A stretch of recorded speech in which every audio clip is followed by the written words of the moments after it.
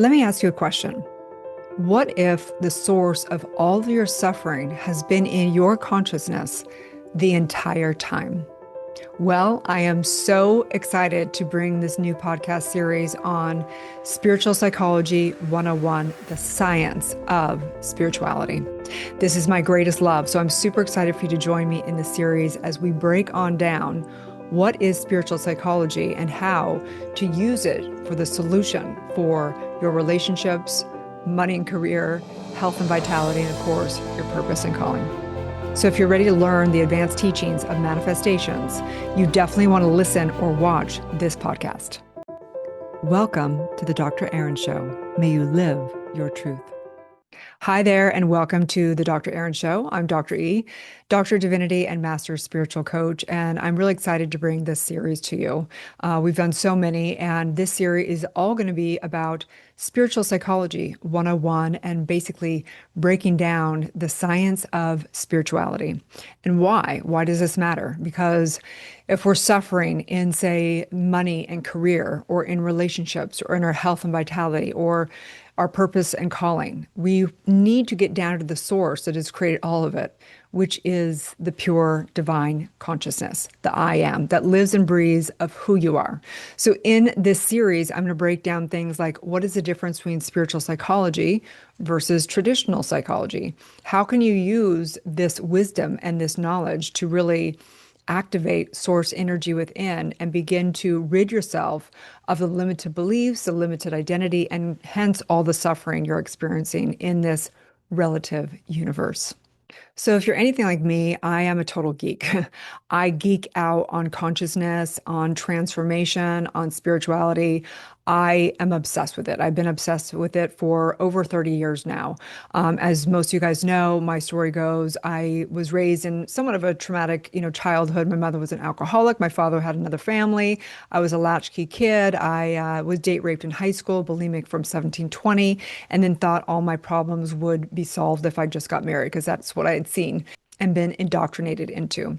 So we got pregnant, and I had a full-term stillborn son at the age of 22, and had my spiritual awakening the next day in the mortician's house all alone in a cold, dark basement room, realizing that my baby was gone, his body was here, and therefore he's a spiritual being, and therefore I too am a spiritual being. It's been 30 years of seeking truth, knocking, and the door shall open, seeking, and you shall find. And the truth is, there are incredible truths to the universe. So today I've trained over 10,000 soul-based coaches and practitioners in our frameworks. I've also worked with top celebrities and CEOs, and I'm here to break on down some of the basics that we teach in the school, that we accreditate people in, that we help them get started with the coach session planner, things like that.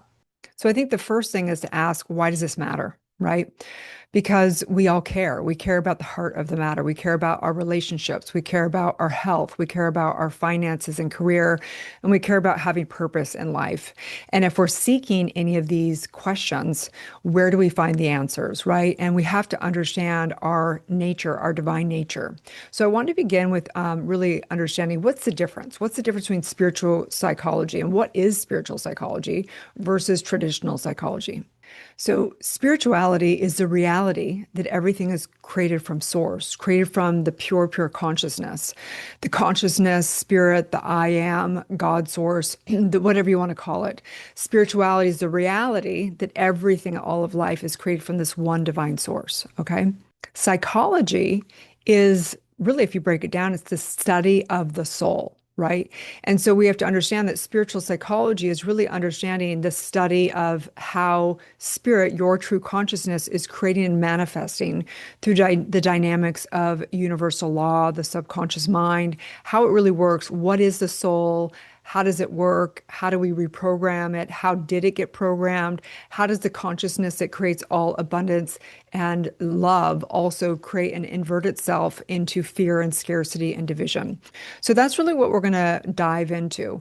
Spiritual psychology, we use it in spiritual psychology coaching. You can understand it and just be educated in it from a spiritual psychology perspective. And that actually helps alleviate a lot of things, even just being educated. But there's the next level, which is spiritual psychology coaching, which we dove into in the last series, which was on E4 method, really the processes that we do in spiritual psychology to heal your past, empower your present, and manifest your future higher self. But this series, we're going to break on down really what is spiritual psychology and the terms and how to understand how your life got the way it is and how to actually create something new. So I also want to get into the science of spirituality. And people might think like, how can there be a science of spirituality? Spirituality you can't measure, right? So we have to understand that if you break down like science, it's how to systematically study the soul through observations, right? Through experimentation and the analysis to discover how the manifestation process works through the soul. So it's actually the process of forming hypothesis. And these hypotheses is not something I came up with. These are ancient wisdom and metaphysical things that absolutely can be measured because we can measure things in our life. Let's see, if I do my trauma work, does my life get better? Well, we now have done research projects on E4 and the work we're doing in spiritual psychology and being able to actually measure the difference in someone's life. So this is the science of spirituality. And furthermore, the science, there are spiritual laws of the universe that we know that, hey, if I focus on evaluation, I focus on what's wrong in my life, it will be expanded and magnified, right? That's how we can measure it. We can measure in our personal lives, and that's my invitation for each of you to not just take what I say in this series, but rather apply it to your life and you measure it. And that's the science, the real science that you get to experience for yourself, right? So my goal for this series is for you to really become aware, to really have the first step of awakening, which is really having awareness and deciding, deciding for yourself, do I want to keep suffering in my life? Or do I want to actually start doing the soul work and the spiritual psychology, coaching work and things, or whatever it is that is going to have you have liberation, right? Enlightenment and stop the negative stuck patterns. You're going to discover really how spiritual psychology is bridging ancient wisdom with modern science and really how we have packaged it into very specific, accessible, and tangible teachings to have everything actually add up. Everything should add up. Religion, science, philosophy, everything should really make sense. And if it doesn't, then something's missing. So one of the things I really want to start with today is making some clear distinctions of what we're not, okay? I am not a traditional psychologist. I am a Doctor of Divinity and a master spiritual coach, okay? We teach spiritual psychology. We don't train psychologists. It's a very different field, okay? One of the things that we don't do that psychology does as well, psychology will take a look at what is the cause and effect of the external world, meaning how did somebody get raised? What was the environment they were in? How many traumas did they have? And therefore, this is the out picture that's happened in their life, okay? Traditional psychology in general will label people, have mental disorders, and kind of put people into different categories. We're actually the opposite, okay? One thing is we recognize everybody for their divinity. We recognize that everybody is a pure spirit. Okay. No matter what they've been through, no matter what the outpicturing is in their life, the truth is that at a soul level is what we're looking at. And how do we actually heal the soul, right? Trauma is a tear in the soul. So spiritual psychology, we're looking at not what happened to you, but what happened within you. Okay. We don't consider the big T or the little t in traumas. We consider that it's relative. So say somebody only considers that trauma is something that happened in war or in a car accident, right? Or some massive trauma of, being abused by your parent or something like that, right? We don't look at it like that from a spiritual psychology perspective. We look at it as it's a relative thing. You could be, said something cruel by a friend in the jungle gym in elementary school, and that could be as big of a trauma at a subconscious soul level because it's relative, right? So we're looking at not what happened to you, but what happened within you. We also are completely against giving labels of dysfunction or titles to people. We actually, the entire work that we do in spiritual psychology is actually identity work, bringing people back to the only true identity, which is the I am. So we never want to say, hi, I'm Erin, I'm an alcoholic, right? And that's great. We love the 12 step and psychology. Hey, this person's a narcissist, or this person has, bipolar, or this person has whatever. That's great, but we don't believe in medications either. We're all for it. We don't not against it if you choose to do that with your own traditional doctor. And we actually recommend people getting medical advice. We don't give medical advice, okay? But what we do is we purify the soul. We purify the body, we purify the subconscious, and we purify, restoring the truth of somebody who they are whole and complete and divine as they are. And so I invite you, you may be a psychologist or maybe you're used to traditional psychology. And if that's the case, that's great. But this is not that conversation. So I'd recommend finding other teachers and things. And if you love that practice and that school of thought, if you will, then go do that. This, I invite people to open up to a new concept, which is understanding the pure potential and understanding the divine nature that we are creators. And we create through the construct of an individualized soul, that we're born into epigenetics of our ancestors that have trauma. We're born into, the energetics and the emotional embodiment of our ancestors, AKA our past lives. And we have the power, right, in this lifetime. We can literally heal ourselves, or we can also get even worse in this lifetime, depending on what we choose to do with our energetics. But we cannot blame it on the circumstances, because the same source within us created all of life, right? So we are born with karma, and our karma is all of life. And so we're here to do this deep soul clearing work. And the best metaphor I can use is kind of like the faucet. I love this metaphor. So I love this metaphor. If you take a look at this faucet, right, and you think about a faucet and how normally you turn on a faucet and water just comes streaming out of the faucet. But when we have all that gunk in the faucet, it will barely let the water out of the faucet, right? So in spiritual psychology, what we're really looking at is what's all that gunk in there in the filter. When we take the filter off, we clean it out, we clean out all that little gunk and the little granules and the little sand, and we put it back on and we turn on the faucet flows again, right?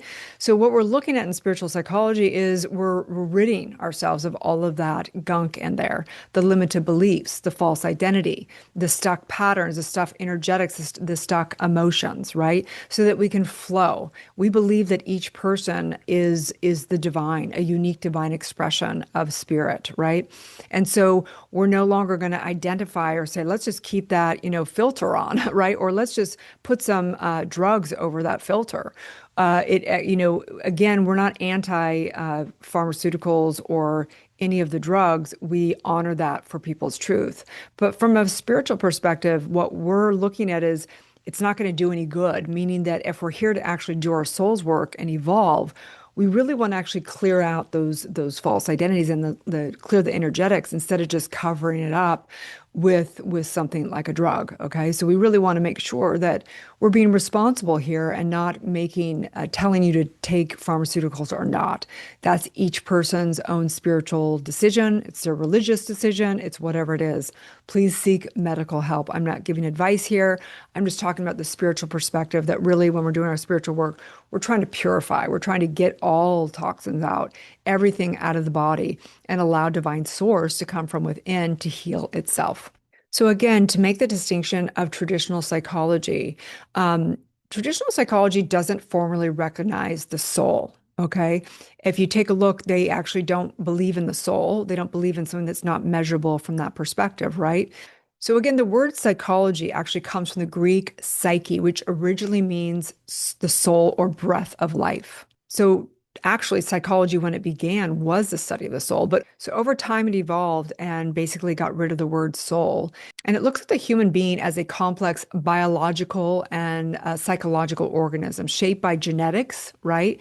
The environment and the experience. Okay. So it's just a little bit different. I just want to make those distinctions because if you're somebody that loves this work and you're trying to figure out where do I belong and what teachings do I want to align with, we have to recognize that we're not looking at the external world. We're looking at everything as caused from within, and the external world is a reflection, a projection, and a reflection, a vibrational match of what's actually happening at a soul level. So today I want to just go over our core beliefs. And then I'm going to go into the weekly universal law lesson of the week and go into a scientific prayer, aka a spiritual mind treatment. And then we're going to come back to the series and I'm going to help break down kind of what is spiritual psychology, the terms, and how does it actually, things like stuck patterns in your different areas of your life, how are they created, right? How are they created from a soul level? And how are they released? And how are they recreated, right? How and why are you having stuck patterns in your finances or in your health or in having no purpose and calling, right? How does that happen from a soul level? How do we actually clear the epigenetics and all that work? And it's really bringing in the terms so that you can understand the bigger perspective of spiritual psychology, which is really understanding spiritual law, universal law. It's actually also really understanding how the subconscious mind works with the epigenetics that are connected with the Akashic records. And so I'm just a total geek. I love this stuff. I'm obsessed with it. And when I finally found this work, through metaphysics, science of mind, spiritual law, and understanding and putting it all really into the core work of the processes that we do in the school of spiritual psychology coaching and E4 method and things like that. We just get such profound results with clients. We have so many hundreds of testimonials of people's lives shifting, them finally having, relationships that are working and thriving, them finally breaking through. We've seen people like literally grow back their hair. We've seen people's backs no longer have pain. We've witnessed people finally making money when they could not make money to save their life. We've seen people just really get liberated from a spiritual perspective, from a physical perspective. We've seen miracles after miracles after miracles. So my intention with this series is just to bring you some profound ancient wisdom tied into modern science and be able to really help you make some distinctions to make it all make sense. So I want to read right now what we believe. So let's just make this into our prayer of the day, taking a deep breath in. Just exhaling out, I recognize that we believe and we know really, truly, that there is one power in the universe, and it's love. The living spirit almighty within, one indestructible, absolute, and self-existent cause. This one manifests itself in and through all creation, but is not absorbed by its creation. The manifest universe is the body of spirit. It is the logical and necessary outcome of the infinite self-knowingness of the expression of love. We believe in the individualization of the spirit within us and that all people are the individual and spirit, the microcosm and the macrocosm, experiencing being divided, but eternally divine. We believe in eternality, immortality, and the continuity of the one soul forever expanding. We believe that heaven is within us and that we experience it to the degree that we become conscious of it.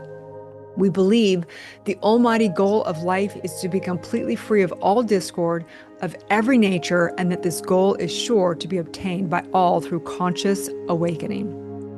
We believe in the unity of all of life and that the highest God and the innermost God is one God within. We believe that God is personal to all who feel this indwelling presence.